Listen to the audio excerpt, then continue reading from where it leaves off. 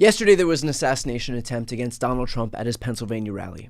So let me first say that violence is not the answer. It is never the answer. And part of why I, and I'm sure so many of you, are working so hard to prevent Donald Trump from taking power again is precisely because we don't want to validate the use of violence as a political tool, which Donald Trump has obviously done numerous times, from promising his supporters that he would pay their legal bills if they beat up protesters, all the way to the events of January 6th. Violence is not the answer. It makes this whole thing more dangerous for everyone, myself included, and it is not why any of us got into this.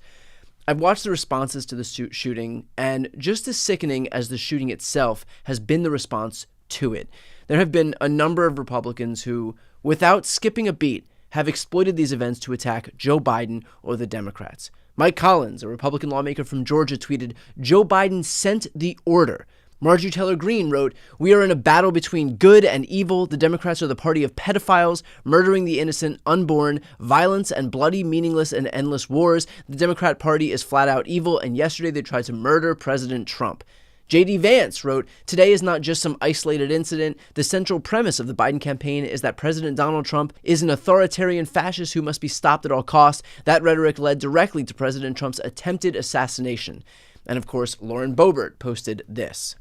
I do believe that Joe Biden is responsible for the shooting today. Kyle Clark, an innocent supporter of President Trump, someone who loved President Trump and was there exercising their right to support him, lost their life today. Everyone who has called him a fascist, everyone who has called him a threat to democracy, who said that he should be put in a bullseye, as Joe Biden said, they need to have some very deep reflection tonight before another tragedy like this takes place. First of all, the Democratic Party and Joe Biden did not try to assassinate Donald Trump. The shooter was a registered Republican. In fact, because that's inconvenient for the narrative, now conservatives are saying stuff like this. Don't read too much into the political affiliation, because James Comey, also a registered Republican.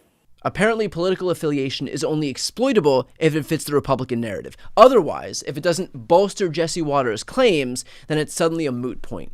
Do you think that Jesse would have been claiming that political affiliation isn't important if he was a registered Democrat?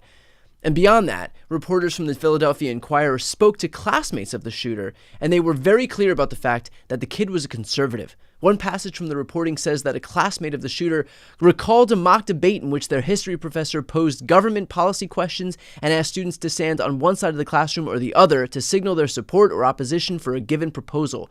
Quote, "The majority of the class were on the liberal side, but Tom, no matter what, always stood his ground on the conservative side. That's still the picture I have of him, just standing alone on one side while the rest of the class was on the other."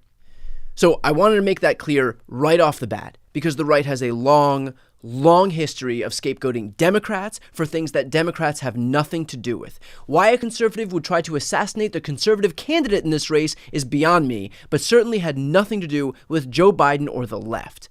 But to J.D. Vance's tweet, this idea that calling Trump a fascist led to his assassination attempt, let's discuss that. First of all, Donald Trump is a fascist. That doesn't mean assassinate him, but he is a fascist. He wants to consolidate power into the executive branch. He wants to use the military as a weapon to suppress dissent. He wants an army of loyalists to do his bidding. He wants to be a dictator. He wants to suspend the Constitution. Those are his words, by the way, things that he said. So yes, he is a fascist. But Vance has unilaterally decided to reverse engineer a way to blame the left, and that is by pointing to the things that the left is absolutely correct and justified in saying, which is acknowledging the objective reality that Trump is a fascist and deciding that because that's now the cause of the shooting, that everyone on the left who said it is suddenly responsible. That's not only insane and dangerous, but it's just a bad faith way to absolve the people who are perpetuating the violence while blaming the people who have long since condemned the violence. It's not the Democrats or Biden who told rallygoers again to beat up protesters and that we'd pay for their legal bills. That was Trump. It's not the Democrats or Biden who laughed at Paul Pelosi being bludgeoned with a hammer. That was Trump. It's not the Democrats or Biden who called for military tribunals for Liz Cheney. That was Trump. It wasn't Democrats or Biden who called for General Mark Milley to be executed. That was Trump. It's not the Democrats or Biden who posted a baseball bat photo with Alvin Bragg and threatened death and destruction if he was charged. That was Trump. It's not the Democrats or Biden who reposted images on the Truth Social showing Biden hogtied in the bed of a truck. That was Trump. It's not the Democrats or Biden who laughed off a kidnapping plot against Gretchen Whitmer. That was Trump. We don't want Trump in power because we don't want violence, so let's not get it twisted. In fact, you want to see the difference on display? Here, for example, is the left's reaction to this shooting. AOC, there's no place for political violence, including the horrific incident we just witnessed in Pennsylvania. It is absolutely unacceptable and must be denounced in the strongest terms. My heart goes out to all the victims, and I wish the former president a speedy recovery. Chris Murphy, there's no room in America for political violence. We should all condemn what happened today, and I'm hoping for the health of the former president and everyone else at the rally. And Joe Biden. There's no place in America for this kind of violence, or for any violence ever. Period. No exceptions. We can't allow this violence to be normalized. Meanwhile, here's how the right reacted when it's a Democrat who's the victim. Paul Pelosi's bludgeoned with a hammer, and Don Jr. posts, "Got my Paul Pelosi Halloween costume ready." Here's Marjorie Taylor Greene getting her audience to boo Paul Pelosi at a rally. Where Americans are robbed, stabbed, raped, kidnapped, carjacked, and murdered. But the only crime victim you hear about from Democrats in the media is Paul Pelosi.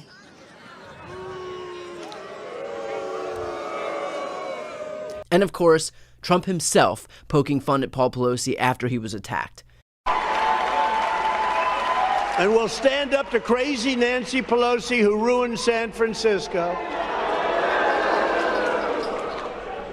How's her husband doing, by the way? Anybody know?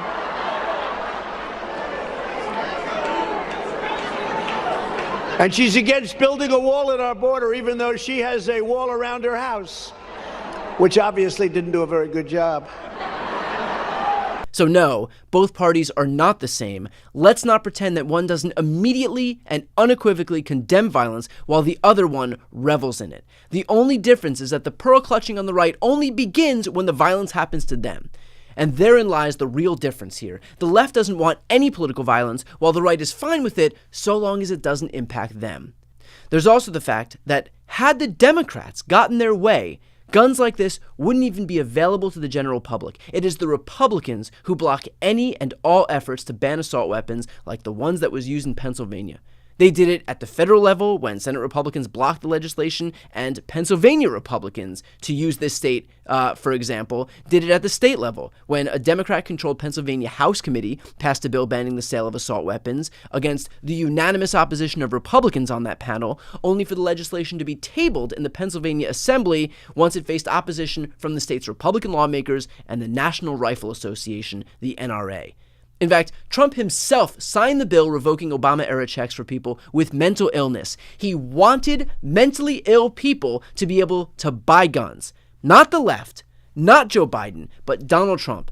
So again, remember that if Democrats had their way, these guns wouldn't be available for sale, and certainly not to the mentally ill. But Republicans ensured that that wouldn't happen. And so now, a clearly disturbed 20-year-old had access to a weapon that he used to try and assassinate a politician from 150 yards away, all thanks to policies backed by the GOP and the very politician whose life was almost taken. I would hope that would serve as a proof point to pass common-sense gun reforms that 90% of this country would agree with, but you and I both know that Republicans aren't interested in doing that. So I'll end with the same message that I started with. Violence is never the answer, and that is precisely why we are working so hard to make sure that Trump and Republicans do not take power in November. It's because we don't want to validate the preferred tool of a party that, for years, has used it as a cudgel against the left. So while the right may leverage this disgusting act for their own partisan benefit, do not be fooled into thinking that they have the moral high ground. There is only one party that has staunchly, uniformly, and unequivocally condemned violence, and it's not the party of Donald Trump.